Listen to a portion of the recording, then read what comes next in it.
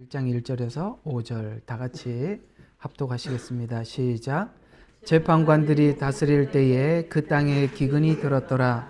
베들레헴의 유다의 어떤 사람이 자기 아내와 두 아들과 더불어 모압 땅에 기거하러 갔는데 그 사람의 이름은 엘리멜렉이요 그의 아내의 이름은 나옴이며 베들레헴의 유다 에브라들의 두 아들의 이름은 말론과 칼리온이더라.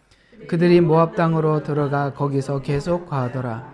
나오미의 남편 엘리멜렉이 죽고 그녀와 두 딸을 남겼는데 그것이 모압 여인을 아내로 삼았으니 하나의 이름은 오르바요 하나의 이름은 루시더라. 그들이 약 10년을 거였더라.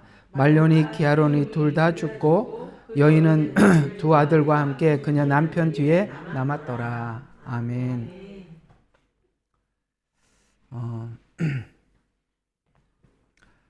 룻기 말씀은 우리가 이거 구속사적 관점에서 해석되어지기가 사실 얼마 전부터 있었던 일입니다. 그저 룻의 신앙 고백 여기에 우리가 초점이 너무 맞춰져 있었지. 성경은 구속사적 예수 그리스도에 관한 계시입니다. 그러니까 오늘 이 내용이 룻의 한 사람의 신앙 고백 정도로만 치부하게 되면 그저 이 구속사적 관점에서 이 룻기라는 성경이 왜 기록되었는가라는 관찰을 하지 못하게 되겠죠. 그런데 이 룻기가 요즘 보면 볼수록 너무나도 놀랍게 밝혀지고 있는 성경이기도 합니다.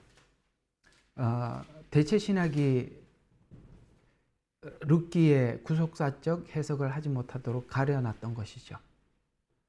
그런데 이제 대체 신학이 물러가게 되고 이 대체 신학이 아닌 이스라엘과 이방인 관계, 여기 룻은 이방인입니다. 여기 나오미는 유대인이죠.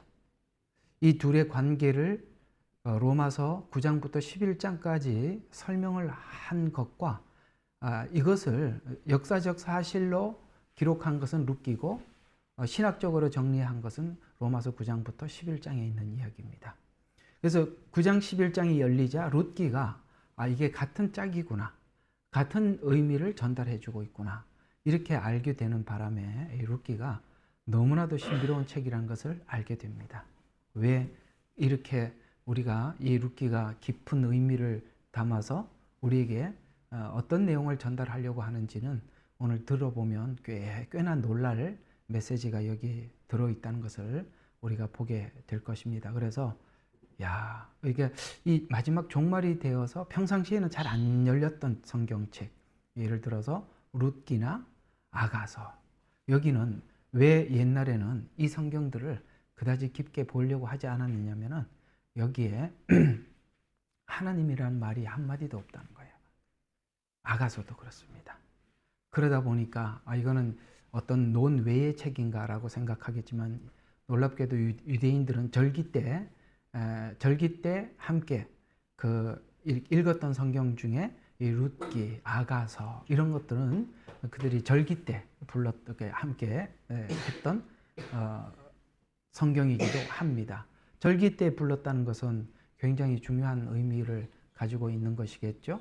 예를 들어서 부림절 그러면 에스더서를 읽었고 이렇게 그들이 6월절 때 읽었던 성경 그다음에 이 룻기도 거기에 하나 들어가기도 합니다. 그런 차원에서 봤을 때 룻기가 굉장히 중요한 성경임에도 불구하고 이게 열리지 않다 보니까 그저 룻의 신앙 고백 정도로만 우리가 자꾸 보려고 했지 이것이 복음적인 의미 안에서 얼마나 깊은 의미를 담고 있는지를 우리가 잘 몰랐던 것이었죠. 그래서 오늘 이 룻기를 한번 들어가서 이 속에 있는 하나님 메시지들 우리 함께 들으면서 듣다 보면 이런 내용 듣다 보면 우리가 믿음이 안 생길 수가 없게 될 것입니다. 자, 오늘 1절 한번 보시죠.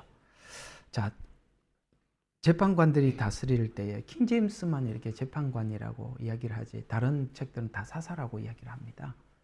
원래는 이 사사라는 단어는 이 글은 한자를 모방하다 보니까 우리 한국인들에게는 익숙하지 않죠.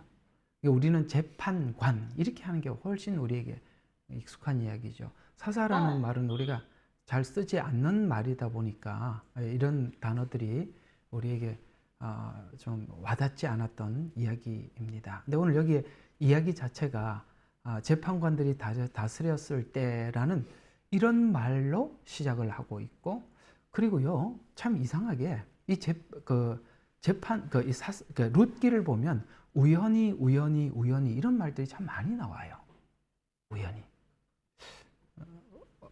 우연이라는 말이 갑자기 이렇게 먼저 이렇게 나왔으니까 우연이라는 말이 룻기에 왜 이렇게 많이 나오는지 한번 설명을 해볼게요. 여러분, 사사기는 여러분 아시죠? 완전히 이제 끝장난 상태 아닙니까? 그렇죠? 완전히 끝난 상태죠. 그런데도 그런 과정 속에서 하나님은 어떤 한 경건한, 예를 들어 주인공은 룻과 보아스가 될 수 있습니다. 나오미는 중재자에 이제 들어갑니다. 나중에 이제 좀 보면 알게 돼요. 굉장히 중요한 두 사람이 보아스와 룻이에요. 그래서 거기에 지금 일어나고 있는 수많은 일들이 전부 다 성경은 이 룻기에서는 우연이라는 단어를 자꾸 써요. 우연히. 우리에게는 우연이 같아 보이죠. 왜? 우리 입장에서 보니까. 그러나 이거 우리 일상 속에 일어나고 있는 이 우연이라는 많은 일들은 하나님의 철저한 간섭과 섭리 속에서 일어나고 있다는 것입니다. 우연히 지나가다 우연히 듣게 되었고, 우연히 우리 교회, 우리 입장에서 그랬다면 주생명 선교교회에 등록하게 되었고, 우연히 예레미야 눈물 채널이 만들어졌고, 우연히 우리 이렇게 갔는데 그 우연히가 성경은 필연이라고 이야기하고 있는 것이죠. 근데 룻도 사실 이런 일이 훗날 보아스와 결혼을 하고 다윗의 할머니가 될 거라는 생각도, 증조 할머니가 될 생각도 안 했거든요. 그런데 그렇게 해서 뭐가 됐습니까? 이 족보 속에 들어가 버렸다는 것이죠. 이런 것처럼 저는 이제 여러분들에게 좀 권면하고 싶은, 여러분의, 우리 인생 속에 좀 제가 권면하고 싶은 것은, 우리가 생각할 때는 좀 우연히 같아 보이지만, 우리가 생각할 때는 우연히 같아 보여도 그 우연히 같이 일어난 많은 일들 속에 하나님이 이 일을, 최시원 그냥 앉아 있어. 앉아 있어요. 네, 그렇게 하죠. 예배 시간에는 가만히 앉아 계세요. 네, 엄청 신경 쓰이고 지나갈 때마다 사람들이 보잖아요. 하지 마세요, 그런 거. 예배는 우리가 하나님 앞에 마음을 드리는 시간이에요. 예, 다른 데 집중하지. 그건 정말 그렇게 하지 마세요. 자, 뭔 얘기하다 딱 놓쳐버렸지. 그래. 우리가 살다 보면, 우리가 신앙이 어느 정도 이렇게 자라다 보면은 어떤 걸 굉장히 강하게 느낄 때가 있어요. 어떤 게 있냐면은, 나는 이게 우연히 일어난 일 같았었는데 굉장히 필연적이구나. 이게 하나님이 정말 중요한 만남이구나 라는 것을 나중에 캐치할 때, 그걸 우리가 함부로 생각해서는 안 된다는 거예요. 굉장히 중요한 건데 그걸 그냥 아무렇지도 않게 넘기는 것은, 그게 정말 우리 인생에 하나님 주신 축복을 우리 스스로가 걷어차게 되는 것이 되거든요. 그런 이제 우연이라는 단어가 여기는 우연히 일어나고 있지만 굉장히 필연적이라는 것을 오늘 이 룻기 안에서 우리에게 제시해 주고 있다는 것입니다. 자, 그러면 한번 룻기가, 사사기는 각 지파의 전체 내용을 다루었다면 룻기는 그 전체 지파가 아닌 한 가정에서 일어난 이야기를 다루고 있어요. 그러니까 사사기와 룻기는 그런 차이가 있어요. 이쪽은 지파적인 관점에서 설명을 했다면 이 룻기는 한 가정을 다루고 있다는 것인데요. 여러분, 이 사사기가 지나고 그 다음에 마지막 사사가 누구죠? 사무엘이죠. 그걸 알고 있어야 돼요. 마지막 사사가 사무엘입니다. 그러니까 사무엘이 지나면서 왕정 시대로 넘어가는데 첫 번째 왕이 사울이 되고 그 다음이 다윗이 왕이 됩니다. 그 다음에 이제 솔로몬이고 그 다음에 북왕국과 남유다가 이렇게 나누어지는 게 이스라엘 역사 속에 우리가 꿰뚫고 있는 그 역사들이죠.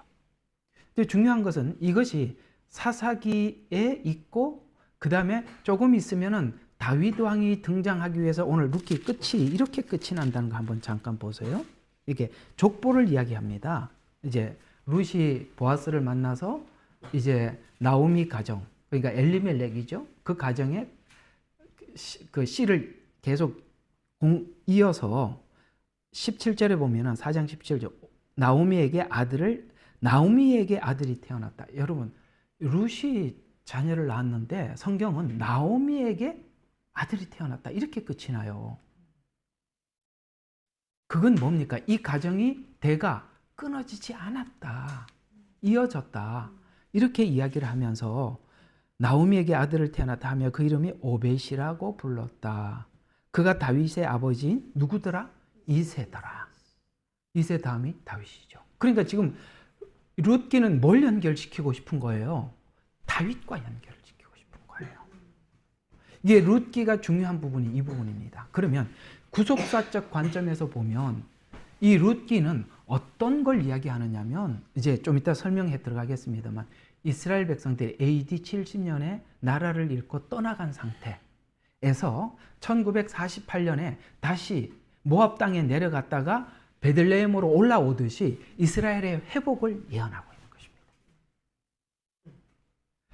그래서 이스라엘이 회복되게 되고 그때 회복은 되었지만 회복되었더라도 상태는 어떤 상태와 같다? 사사기 같다는 거예요. 여러분, 그 이스라엘 사람들은 참 교만하죠. 정말 교만합니다. 지금 여러분들이 이스라엘에 일어나고 있는 이 전쟁에 대해서 우리가 참 가슴은 아프죠. 전쟁이라는 자체가 누가 전쟁이 가슴 아프지 않는 사람이 어디 있겠습니까? 그러나 지금 현재 이스라엘은 이 상태로는 하나님 앞에 돌아올 수 없습니다. 성경에 보면 이런 바빌론 포로라는 이 상황이 사실은 그때 이스라엘이나 북이스라엘도 아수르로 포로로 잡혀갈 때도 그때는 굉장히 강한 강대국이었습니다. 그러니까 이 상태에서는 하나님의 그 어떤 은혜나 복음을 받아들일 수 있는 준비가 안 돼. 이건 뭐 방법이 없어요. 남유다도 그렇고 지금 현재 이스라엘도 그래. 그러니까 지금 이 룻기를 통해서 하고 싶은 이야기가 뭐냐면 이스라엘이 7년이라는 시간, 이게 예언적으로 보면 우리가 7년이라는 이 시간을 맞이하기 직전의 이스라엘의 상태가 사사기와 같다라고 우리에게 예언적으로 설명해 주고 있는 거예요. 근데 여러분 지금 이스라엘이 기다리고 있는 메시아는 누구냐면 다윗 왕과 같은 메시아예요. 여러분 이스라엘이 지금 전 역사 속에서 가장 강했을 때가 다윗이 통치할 때입니다. 그는 통일 왕국을 이루었고 그 다음에 이 주변에 있는 모든 나라들의 최강대국이었습니다. 그렇죠? 최강대국이었습니다. 지금 요거를 그대로 옮겨서 이렇게 보시면 돼요. 이스라엘이 마지막 때 돌아올 때 여기 이제 모압 땅에서 돌아온 사건 좀 이따 이제 다른 성경하고 다 근거해서 이렇게 연결을 시켜 드릴 겁니다. 이제 돌아온 사건, 그다음에 이 마지막 7년 전에 이스라엘이 회복한 사건. 그러나 회복은 되었지만 오늘 사사기와 같은데 이 내용이 다윗 왕과 연결시키기 위해서 그 족보를 연결시키는 것으로 딱 체인을 딱딱하고 마지막 다윗을 딱 걸면 될 수 있도록 지금 그 족보를 이렇게 연결하는 걸로 끝이 났죠. 그래서 사무엘하 다윗을 연결을 딱 시키면 딱 고리가 맞아 들어가는 거거든요. 그러면 이스라엘 백성들이 지금 기다리고 있는 메시아는 누굽니까? 다윗과 같은 메시아거든요.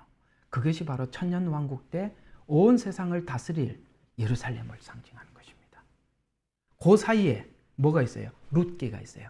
여기에 뭔 이야기를 하고 싶은 거냐면 이방인인 우리들이 어떻게 유대인들과 하나가 되어서 구원을 받을 수 있나? 이방인들의 신앙 고백이 어디서 나오는 거냐 이거예요. 우리는 하나님을 모르던 사람들이었어요.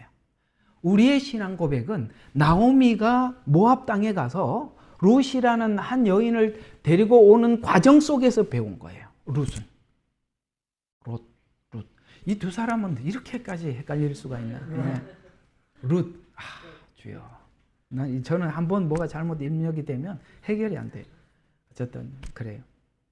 그런 관점에서 보면 룻기가 정말 신비로운 이야기고 앞으로 성경에서 하고 싶은 예언적 내용들을 여기다가 한 가족사에 다 담아 두어서 우리에게 예언으로 던져놨구나 라는 것을 알 수 있어요. 그런데 이 대체신학이라는 눈이 가려져 있으면 이게 이방인이 유대인과 어떻게 연합되는지 이런 것을 관찰하려고 하지도 않았었어요. 그러나 이제 그것이 실체가 드러나고 있는 거야. 룻기는 그런 차원에서 굉장히 깊고 아주 깊은 메시지를 담고 있습니다. 그래서 룻기는 재판관기, 그래서 왕정시대로 넘어가는 과정에 있었던 이야기를 기록하는데 다윗의 때와 같이 이스라엘의 회복 직전의 상황과 동일하다. 또 다윗의 등장은 이스라엘의 천년 왕국기를 예표하듯이 바로 지금 이 시간이 나오미가 베들레헴으로 돌아온 이 상황을 지금 저 이스라엘의 유대 땅에는 지금 그 일이 벌어지고 있는 것입니다. 혼란스럽죠. 유대인들 여러분 이스라엘은 국회가 있지만 그 국회의원이 인원수 내가 들었는데 잊어버렸습니다만 근데 우리로 말하면 민주당 우리는 대표적으로 민주당이 있고 국민의힘이 있고 민주정의당이 있나? 뭐 하여튼 이렇게 있잖아요. 무슨 정의당이 있죠. 근데요.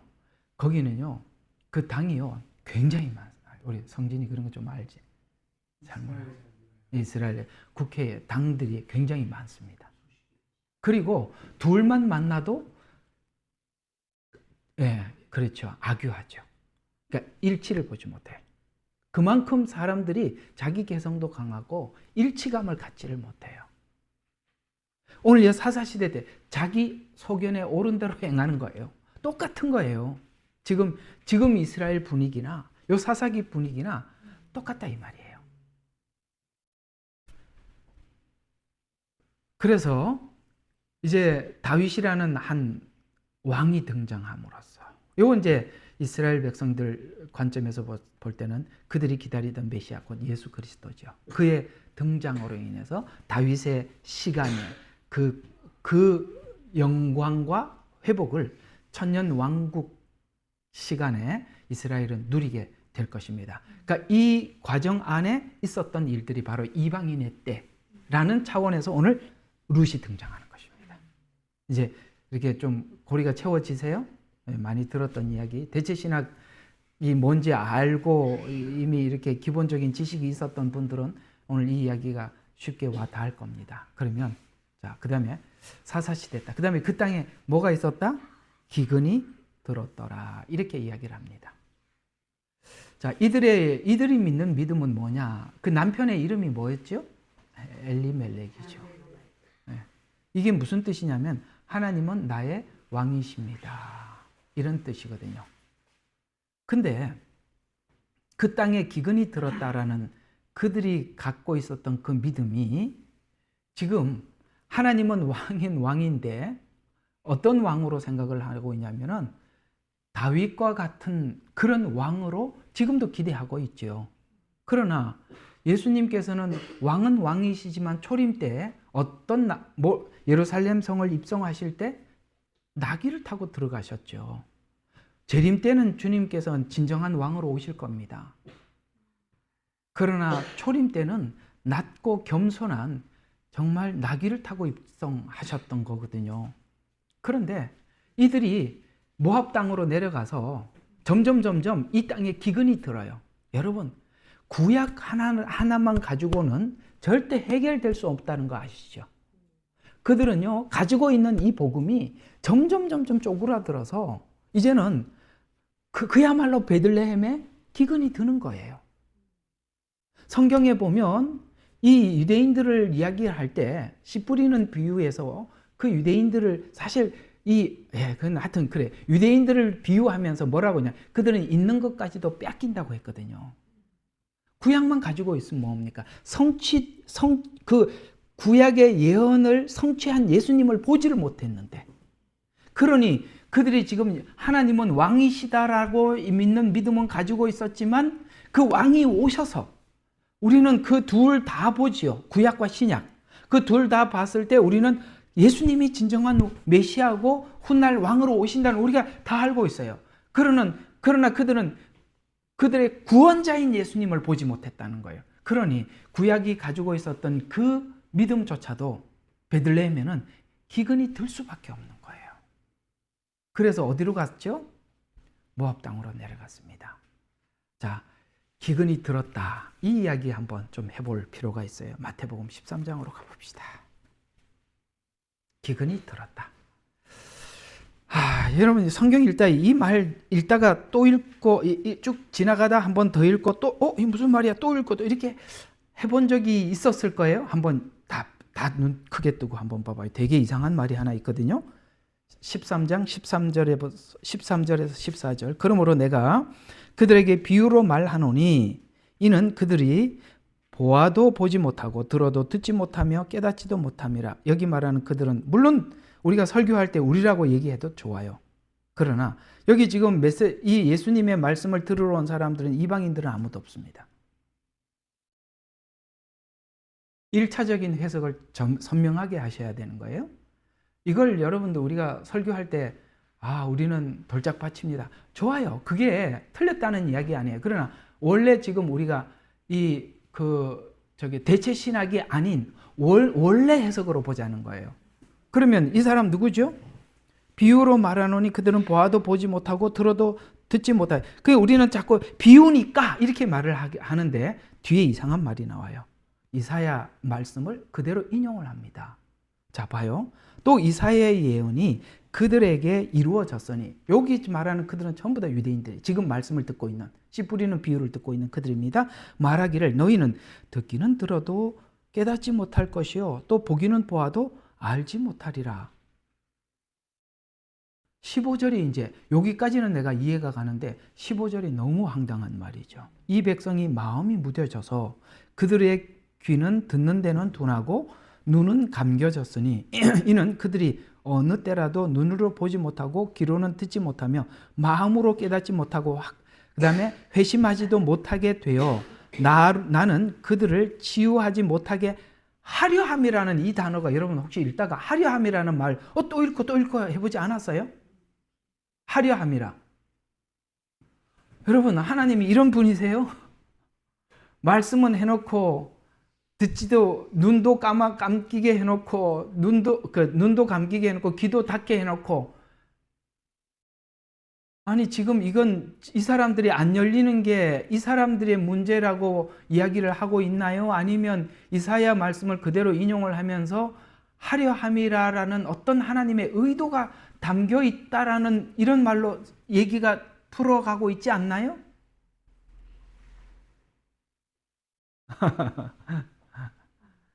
이건 하나님의 큰 그림을 모르면 이 말은 절대 안 풀립니다.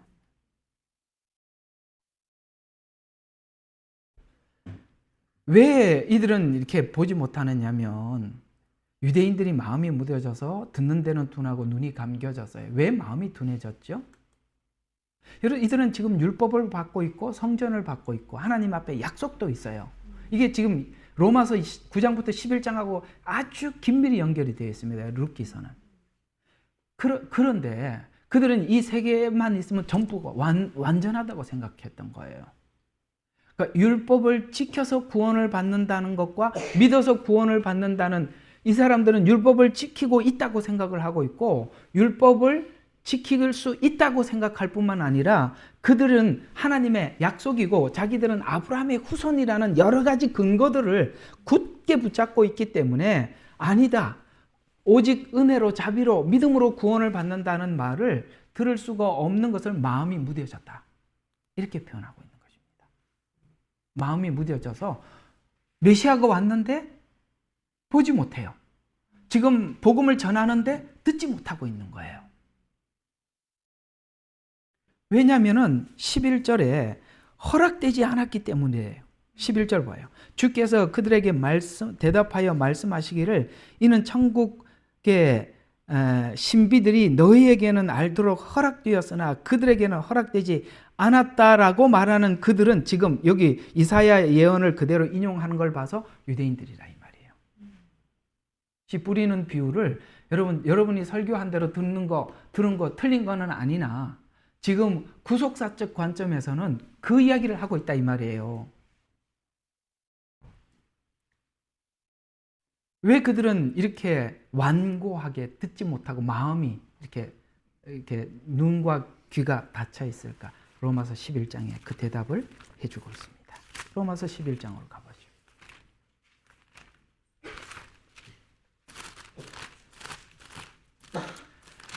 7절에서 10절.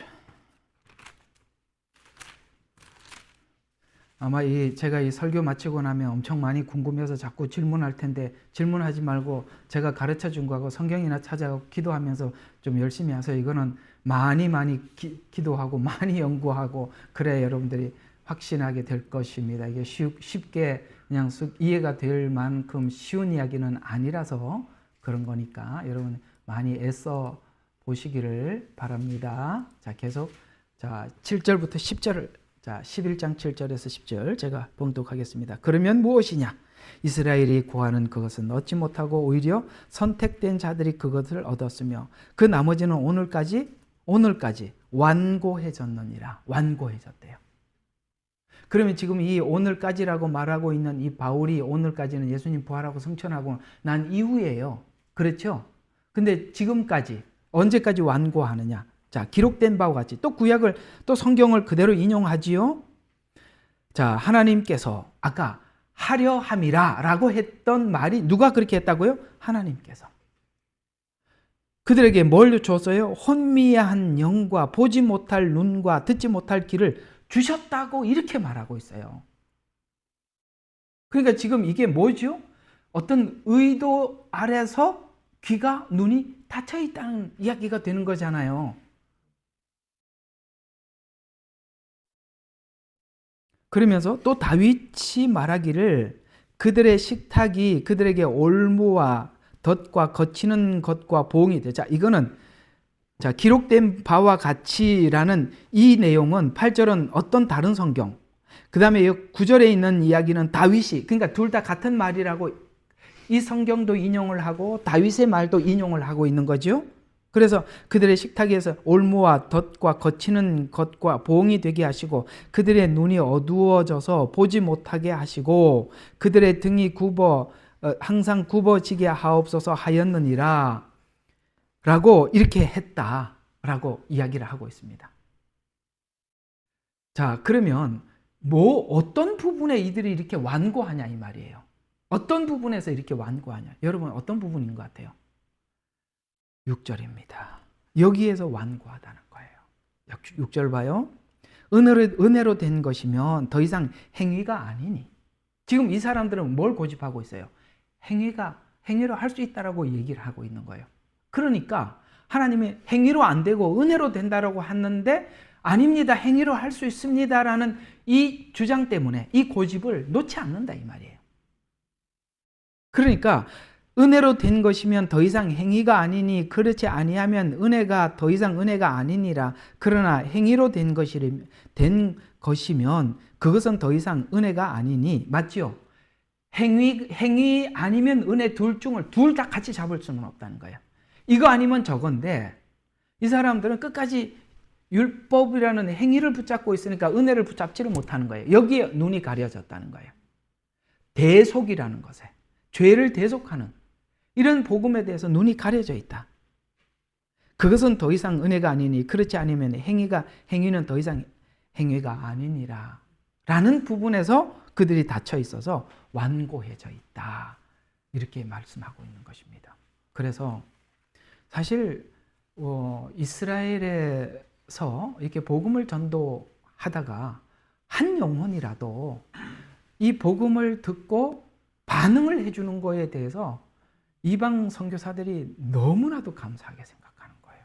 옛날에는 정말 택도 없었습니다. 택도 없다는 말이 이게 경상도 말인지 뭔 말인지는 잘 모르겠습니다. 어림도 없었어요. 그런데 요즘 그 사람들의 귀가 열리고 해외에 나가서 이렇게 외국에서 살면서 그래도 그 중에 일부가 이렇게 개종해서 기독교인으로 개종해서 돌아오는데 유대인들이 개종하기 시작할 때부터 정말 우리 이방인들은 굉장히 충격적이었습니다. 안 듣거든요. 완고해졌단 말이에요. 근데 그 완고함이 풀렸어요. 하나님의 어떤 시간이 되었을 때 그들에게 이게 풀어진대요.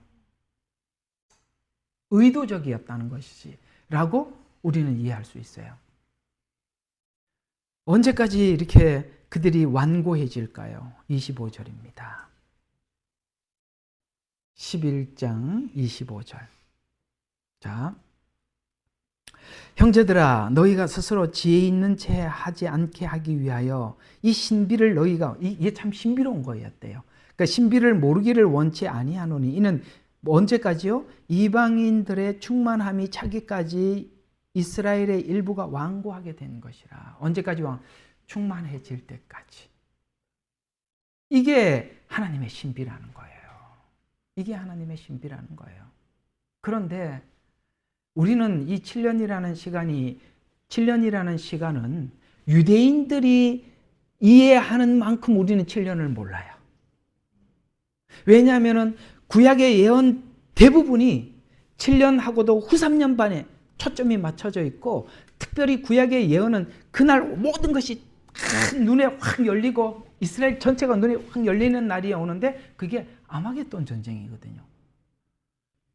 다 구약 예언이 있고 아마겟돈 전쟁으로 예언이 끝이 나요. 그때 다 열릴 거다. 이게 뭐냐면 이스라엘이 대속죄일 날 하나님께서 국가적으로 죄를 용서함을 받는 날이 대속죄일 아닙니까? 그것이요 아마겟돈 전쟁과 같은 의미를 가지고 있어요. 그 전에 서서히 열리겠지만 그때가 되면 완전히 다 열린대요. 이들에게. 그때까지 이방인의 시간. 그러니까 지금 나오미가 어디로 갔죠? 모압 땅으로. 이거는 모압 땅으로 갔다는 것은 이방을 상징하고 있고, 베들레헴에 기근이 들었다는 것은 AD 70년에 이스라엘이 흩어질 것을 예언하는 것이고, 그리고 베들레헴에 다시 양식이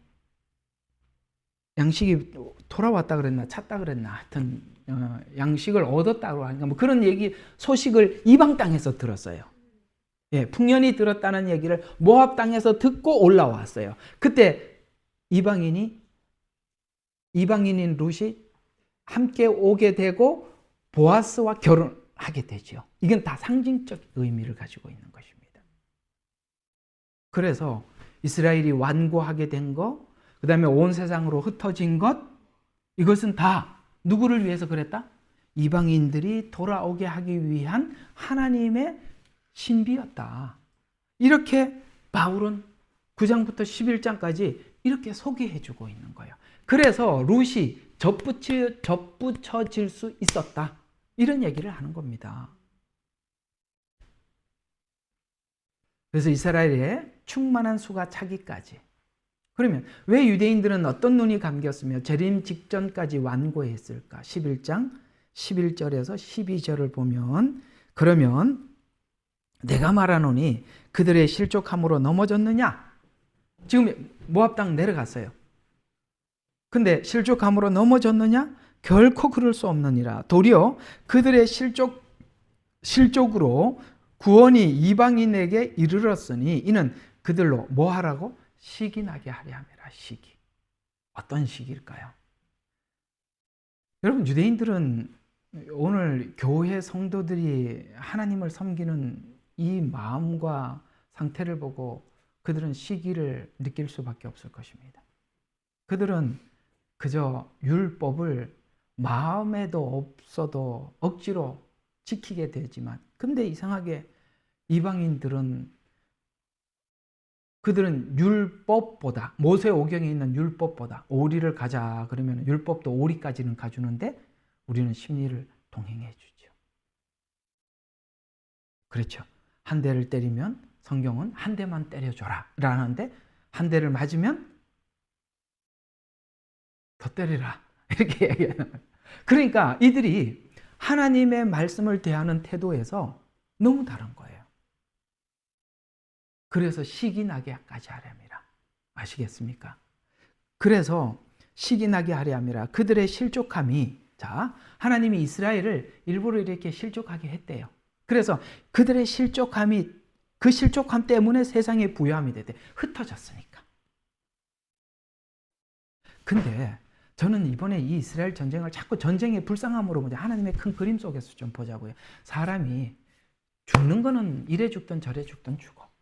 그러나 주님 만나고 죽으면 다 그냥 인생 완전 성공한 거고, 주님 없이 죽으면 진짜 죽는 거예요. 그게 정말 죽음이에요.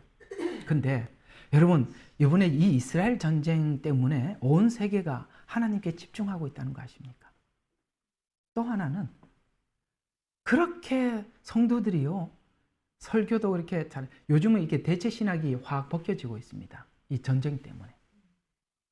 이스라엘의 전쟁이 성경의 예언과 어떤 관련이 있는가?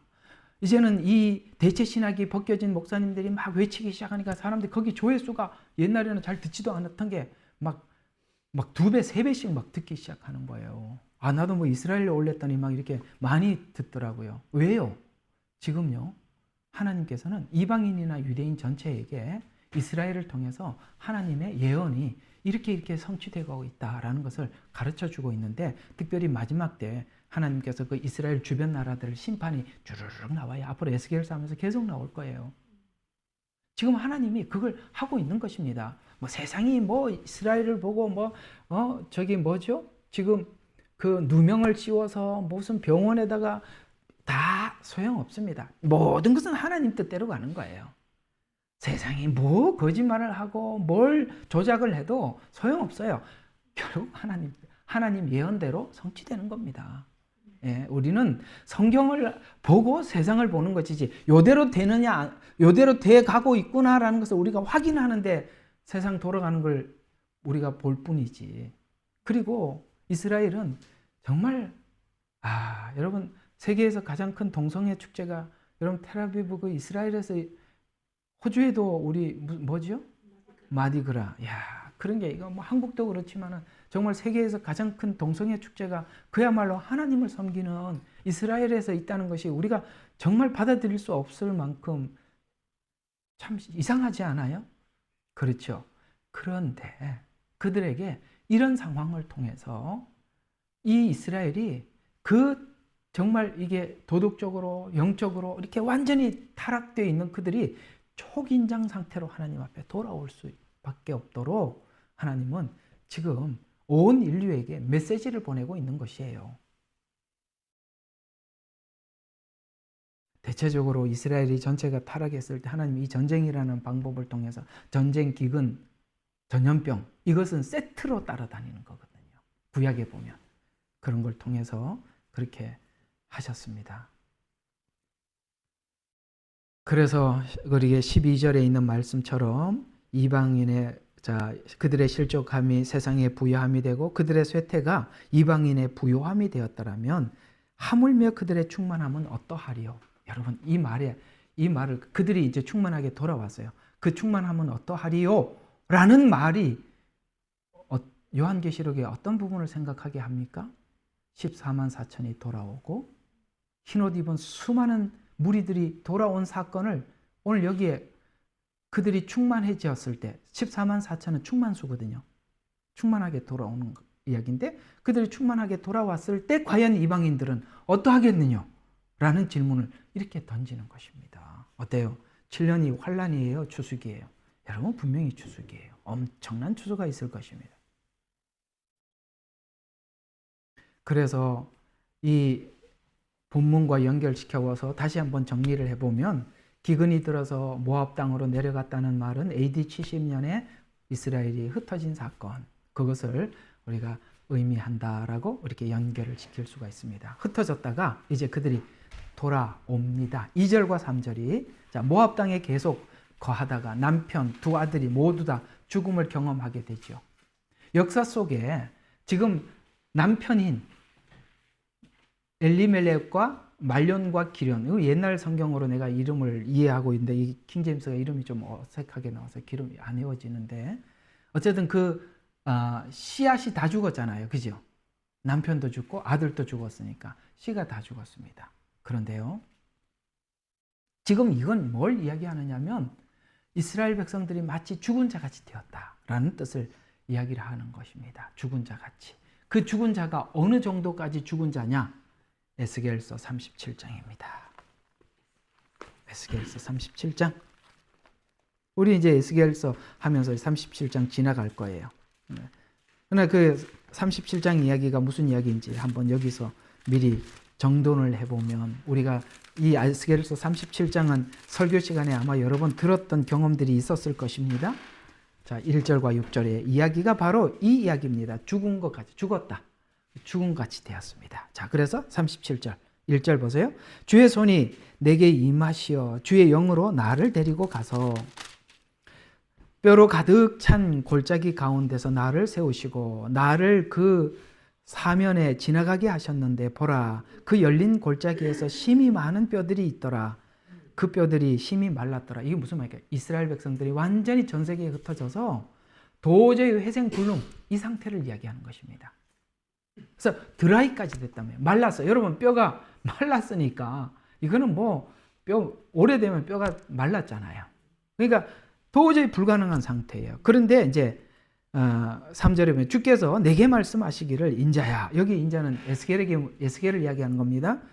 이 뼈들이 살 수 있겠느냐 이렇게 묻지요. 하시기에 내가 대답하기를, 오 주 하나님이여 주께서 아시나이다. 뭐 어떻게 말하겠어요? 주님만이 할 수 있습니다. 전 모르겠습니다. 주님만이 아십니다. 이렇게 대답을 했어요. 주님만이 아시나이다 하였더니 4절, 다시 주께서 내게 말씀하시기를, 이 뼈들에게 예언하여 그들에게 말하라. 오 너희 마른 뼈들아 주의 말을 들으라. 자, 말을 들으래요. 5절, 주 하나님이 이 뼈들에게 이같이 말씀하노라. 보라, 내가 너희에게 숨이 들어가게 하리니. 말하는 이 숨은 뭐냐면 창세기에 인간을 창조하시고 불어넣었던 그 숨을 이야기하는 것입니다. 그래서 숨을 숨이 들어가게 하시니라. 너희가 살리라. 또 내가 너희 위에 힘줄을 놓고, 자, 살아난데, 그래서 뼈가 힘줄이 생겨요. 너희 위에 살이 자라고 피부로 덮고 너희에게 숨을 넣으리니 너희가 살리라. 그리하면 너희가 내가 주인 줄 알리라. 마지막 때 이스라엘이 뭡니까? 고토로 돌아오고 마지막 때 하나님께서 간섭하셔서 그 이스라엘이 첫 아브라함에게 했던 그 약속이 마지막 때 이루어지는 걸 그들은 눈으로 보면서 하나님인 줄 안다는 말이에요.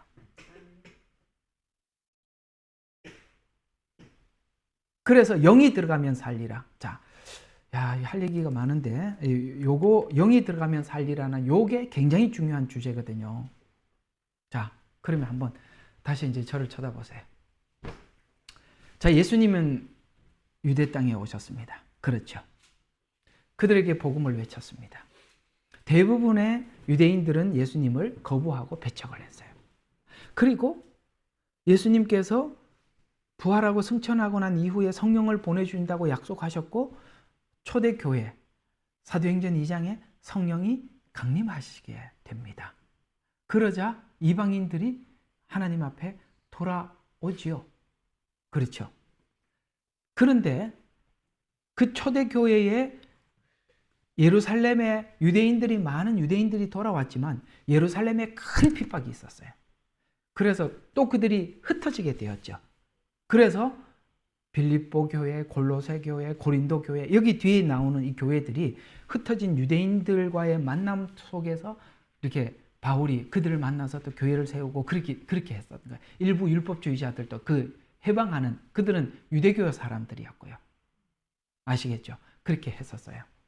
자, 교회가 지금 초창기 교회가 세워지고 지금까지 오게 된 것은, 우리는 모르면 사람이 믿음을 지키고 그러니까 하나님 말씀을 전하고 해서 교회가 유지됐다고 생각하는데 아닙니다. 하나님의 영께서 지금까지 주관하고 계셨던 겁니다.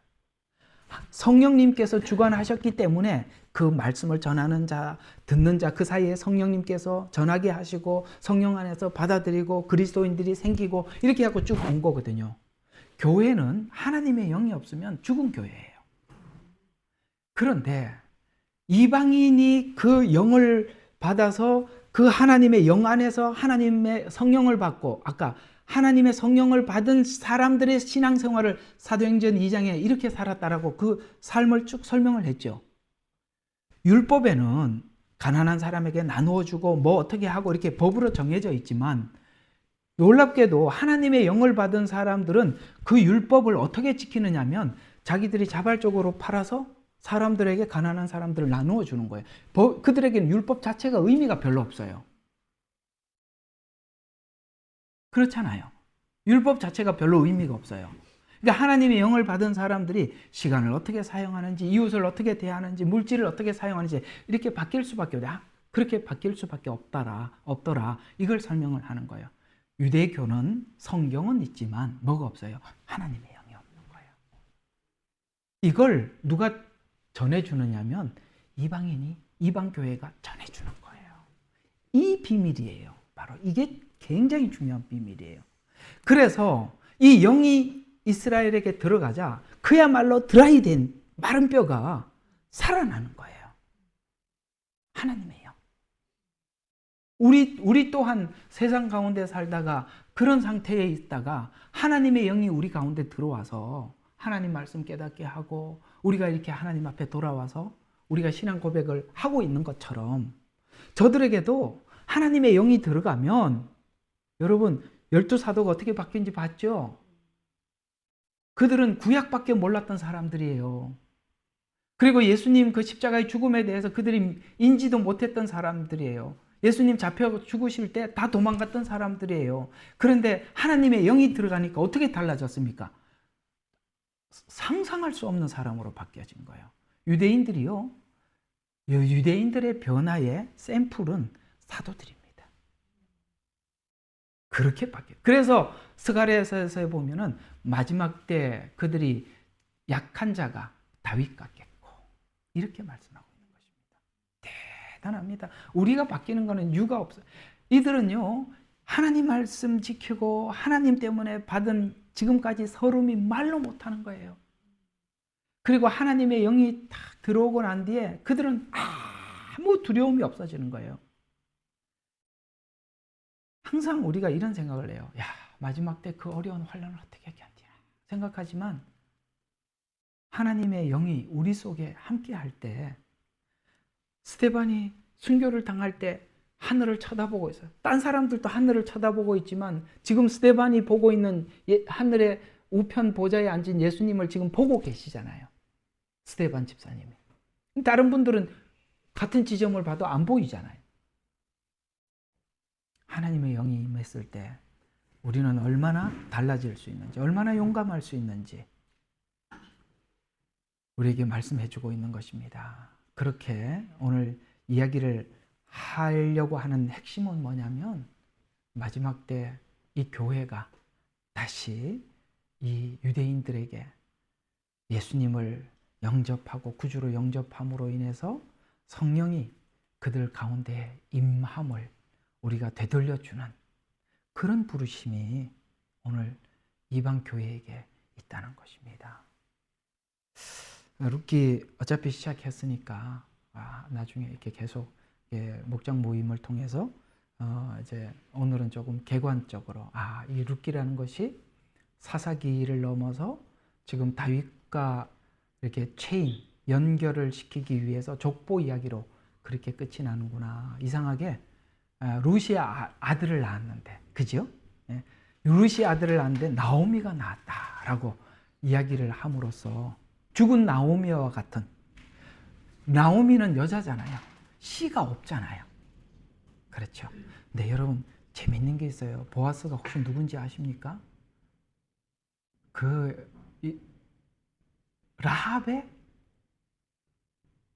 라합이 그 증조 할머니예요. 라합. 그 여리고성에. 신기하죠? 네. 자, 그래서 오늘 이제 이런 이야기가 되는 겁니다. 유대인들은 지금 베들레헴이라는 떡집, 베들레헴이라는 말이 떡집이라는 말이에요. 그래서 하나님께서는 이스라엘에게 말씀을 주시죠. 약속도 주시고 모든 것은 그들에게, 그래서 로마서에 보면 그들에게는 언약도 있고 성전도 있고 약속도 있고 육신으로는 뭡니까? 예수님이 태어나셨고 예수님께서도 뭐라고 말씀하셨어요? 구원이 곧 어디에서 난다? 유대인에게서 남이라. 이렇게 말씀하셨어요. 그들은 수많은 하나님의 축복을 받고 누렸습니다. 그러나 예수님을 보는 눈이 없다 보니까 그 약속은 있는데 실체를 못 보니까 베들레헴에는 뭐가 들 수밖에 없어요? 기근이 들 수밖에 없어요. 그래서 모압 땅으로 내려갔듯이 이스라엘 백성들은 세계 곳곳에 흩어집니다. 흩어져 있는 그곳에서 베들레헴에 하나님께서 이스라엘의 독립, 거기에 양식이 주셨다라는 소식을 듣고 알리야하기 시작하는 것이죠. 그때 누가? 룻이 함께 따라가게 되고 이방 교회가 성령님이 어떻게 우리 가운데 임하는지 전해 주어서 유대 교회는 하나님 앞에 돌아오고 회복되어서 이 가문을 이어가는 이야기를 로마서 11장에 구체적으로 기록하고 있고 사건적으로 역사적인 사실로는 룻기에 이렇게 말씀하고 있어요. 그래서 오랫동안 룻기는 대체 신학 때문에도 막혔고 아직 그 시간이 되지 않아서도 열리지 않았던 성경인데 이제는 우리 모두가 이 룻기를 통해서 하나님의 일하심을 보는 것입니다. 자, 이런 관점에서 보면 여러분 얼마 전에 일어난 이런 이스라엘의 전쟁은 하나님이 이제 매우 적극적으로 이 일을 지금 해가고 있는 것입니다. 그저 전쟁이 안타까워서 불쌍하고 그렇게 기도하셔야죠. 그러나 우리가 큰 그림 안에서 하나님의 뜻이 이루어지도록 하나님이 이렇게 하신다고 하셨잖아요. 그러니 그 일을 하시는구나 라고 우리가 함께 이렇게 방향을 설정을 하고 세상을 보는 안목을 가져 주십사 부탁을 드립니다. 기도하겠습니다. 하나님, 베들레헴에는 기근이 들었습니다. 모압 땅으로 내려갈 수밖에 없어서 떠났고 그들이 다시 이스라엘을 회복시켜 양식을 주셨다 하는 소식을 듣고 모든 것을 다 잃어버린 나오미는 베들레헴으로 다시 돌아가게 됩니다. 그곳에서 그가 얻은 것은 바로 이방 여인 룻 하나지만 룻이 자녀를 낳아서 나오미에게 줌으로 이 교회가 그 복음을 지금까지 잘 받아서 다시 유대에게 전해줌으로 그들의 회복이 일어날 것을 우리에게 이 룻기를 통해서 말씀해 주셨으니 하나님 이 일이 일어나고 있는 현장을 지금 우리가 바라보고 있습니다. 이 일을 위해서 저희들이 함께 기도하며 동참케 하여 주시옵소서. 예수님 이름으로 감사하며 기도드렸습니다.